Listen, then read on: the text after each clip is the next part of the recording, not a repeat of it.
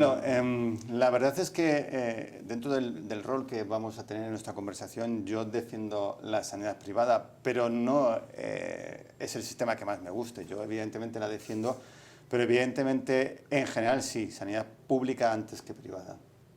Bueno, yo evidentemente mi opinión es clara, ¿no? Sanidad pública antes que privada. En España tradicionalmente la sanidad privada ha cubierto la parte hostelera de la medicina, ¿no? Lo que la sanidad pública siempre nos hemos quedado muy lejos, pero durante todos estos años, y yo creo que a día de hoy todavía es cierto, la sanidad pública cubre un espectro que la sanidad privada está a años luz de poder cubrir. Entonces creo que además es un logro social importantísimo, ¿no? El que haya una sanidad pública fomentada, potenciada y cubierta por nuestros impuestos, lo que da es una igualdad ante un problema muy importante que es el de la salud a todos los ciudadanos de este país. Pero se ha cambiado. La sanidad pública en los últimos años, y yo creo que en los últimos 10 años ha cambiado. Antes la sanidad privada era chiringuitos privados que, como ha dicho Julio, era hostelería pura y complementaria. Ahora se están construyendo grandes hospitales, se está invirtiendo mucho dinero y se está tratando de llevar grandes profesionales a la sanidad privada, no para competir, sino para cubrir unos huecos que es donde yo creo que la sanidad privada tiene su nicho y su mercado.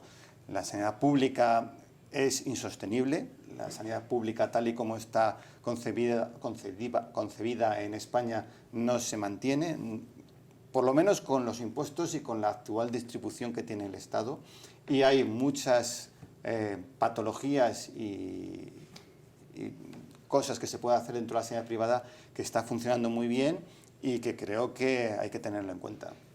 Bueno, yo creo que eso es cierto, pero solo parcialmente, ¿no? Lógicamente, la sanidad privada en un país en el que el 90% es pública, lo que va buscando son los huecos, los pequeños nichos donde puede trabajar, ¿no?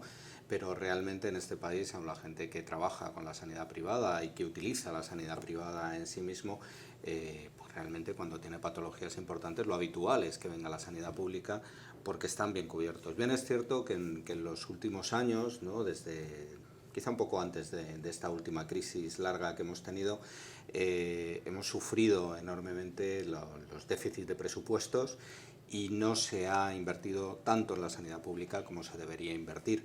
Y creo que es una oportunidad para que la privada vaya haciendo una sanidad seria, ¿no? O bastante más seria que la que teníamos hace unos cuantos años. En cualquier caso, que haya una buena sanidad privada, yo creo que no es malo, es bueno para todos porque además estimula la competencia público-privada y debe alertar no solamente a los profesionales de la pública, sino a los responsables de la sanidad para estar al día, para actualizarse, para cambiar los equipamientos, para mejorar los equipamientos y para que podamos ser competitivos más allá de lo que es la pública. Sí, pero Julio, fíjate, la sanidad pública, y esto es triste, se montó en los años 60, es donde se construyen los grandes hospitales, para daros una solución a un problema del siglo pasado, de mediados del siglo pasado. Desde 1960 a la actualidad, lo único que se han hecho ha sido parches con la misma estructura, con los mismos desarrollos, para una sociedad que ha cambiado, que es diferente y que no tiene nada que ver. Sí, pero las bases deben ser las mismas. No tienen que ser. La población, por ejemplo, en el año 60 era una población joven que acababa de salir de una guerra, y ahora esa población joven son todo gente mayor. Antes se hacía una sanidad para curar y ahora se va a hacer una sanidad para prevenir. La población se ha envejecido, los grandes hospitales se han quedado obsoletos, la inversión que hay que hacer para los nuevos hospitales, los antiguos hospitales, es inmensa. Se ha metido mucha política, se han construido hospitales que en muchos casos no se tenían que construir ni distribuir como se han hecho, se ha hecho de forma desordenada y con fines políticos y no con una distribución que debería hacerse. En ese sentido, o nos encontramos con un político serio que no le importen los votos y vuele la mitad de los hospitales que se han construido de forma desordenada, o aquí no avanzamos. En ese punto, la sanidad privada se ha puesto a las pilas, ha empezado a trabajar y se ha ido metiendo y ha dado solución a muchas cosas. Cierto, yo estoy de acuerdo en muchas cosas contigo, ¿no? De entrada, la politización de la sanidad creo que es una cosa que se debería evitar. O sea, creo que un gran pacto político por la sanidad sería imprescindible para poder salvar la sanidad pública de este país. Es cierto que ha cambiado la población, es cierto que han cambiado las patologías, pero no es menos cierto que las bases, que los pilares por los que se construye la sanidad pública siguen siendo los mismos, ¿no? La sanidad pública se construye para que toda la población de este país tenga una asistencia sanitaria, que no, la sanidad no dependa, que la salud no dependa de que tengas más o que tengas menos dinero, y más en situaciones de crisis como la que hemos vivido. Esos pilares siguen inamovibles y creo que es algo que debemos defender, es uno de los grandes logros de este país. Luego, el coste de la sanidad es elevadísimo, todos lo sabemos. Probablemente tengamos que abordar un cambio en la sanidad pública como conocemos para que sea sostenible, para que podamos seguir manteniéndola. Estoy totalmente de acuerdo en que la sanidad no puede seguir costeando todo lo que costea en este momento, y muy especialmente en la parcela de la medicación. O sea, no podemos seguir costeando tantos fármacos como se siguen costeando, porque es absolutamente inabordable. Pero bien es cierto que seguro que cualquiera de nosotros puede decir multitud de partidas presupuestarias que son absolutamente prescindibles y que podrían ir redirigidas hacia otras cosas bastante más lógicas, como es la sanidad. Y en cuanto a la población, ni la sanidad pública ni la sanidad privada cubren algo enormemente importante que tenemos ahora, que es el envejecimiento de la población. Con la población envejecida, con lo que nos enfrentamos es con enfermedades crónicas.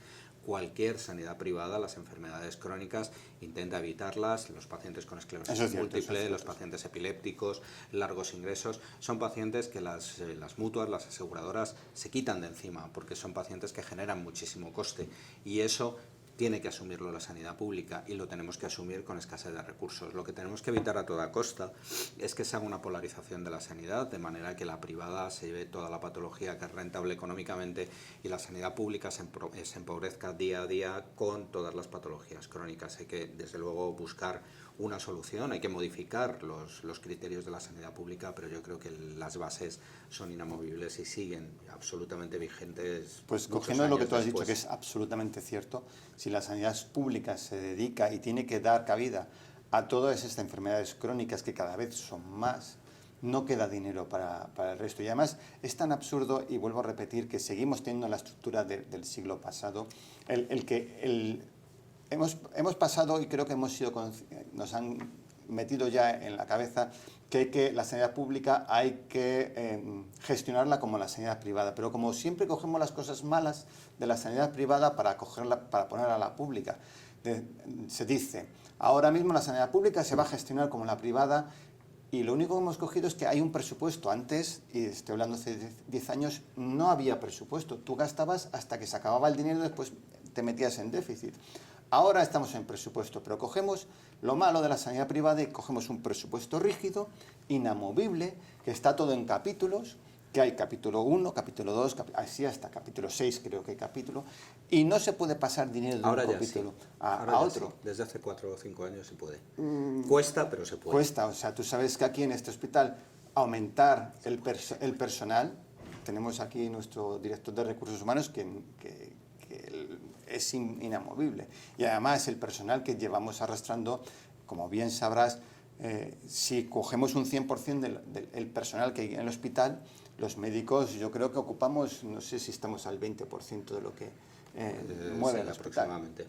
O sea, eso en la sanidad privada no es así. El coste de la sanidad es fundamentalmente médicos, que son los que hacen y el resto lo externalizan o lo subcontratan, ¿no? Y yo creo que eso es una de las cosas que en la sanidad pública sigue deficiente. Bueno, es una de las cosas que tiene que modificarse en la sanidad pública. Ni la gente que trabaja en la sanidad o en cualquier institución pública tienen que ser gente absolutamente blindada, que no se le pueda mover de su puesto de trabajo. Por cierto, es el pago que se da a cambio de que los sueldos sean bajos, ¿no? Los sueldos son bajos, pero, sin embargo, te aseguro que no te voy a despedir. Yo creo que eso va en contra de cualquier economía de mercado. Totalmente. O sea, yo estaría totalmente de acuerdo en que pudiéramos ser despedidos, ¿no? Y que tengas que demostrar lo que estás trabajando y tu rentabilidad y tu eficacia, que por otra parte, como jefes de servicio nos lo miden. Nosotros tenemos que pasar cuentas todos los años, y a mitad de año, pues unas cuantas veces también tenemos que pasar cuentas de lo que está ocurriendo, de los gastos que tenemos, de cómo trabajamos, y sin embargo, pues bueno, en otras categorías profesionales